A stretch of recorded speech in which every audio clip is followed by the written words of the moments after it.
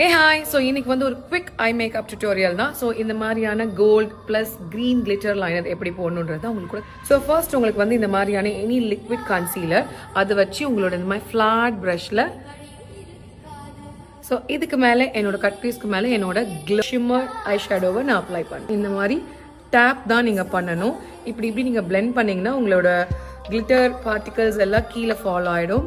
உங்களுக்கு வந்து ஒரு ஸ்மூத் அப்ளிகேஷன் கிடைக்காது. So you should have to tap your product like this. சரிங்களா? ஸோ ஆஃப்டர் தட் இந்த மாதிரியான க்ரீன் க்ரீமி ஐஷேடோ அப்ளிகேட்டர் வச்சு நீங்கள் லைட்டாக ப்ரெஸ், இது பேர் தான் வந்து ப்ரெஸ்டு கிளிட்டர்ஸ்ன்னு சொல்லுவோம். ஓகேயா? க்ரீமியாக இருக்கும். நீங்கள் ப்ரெஸ் பண்ணி வச்சிங்கனாவே உங்கள் கிளிட்டர் அந்த இடத்துல செட் ஆகிடும். So done my மஸ்கா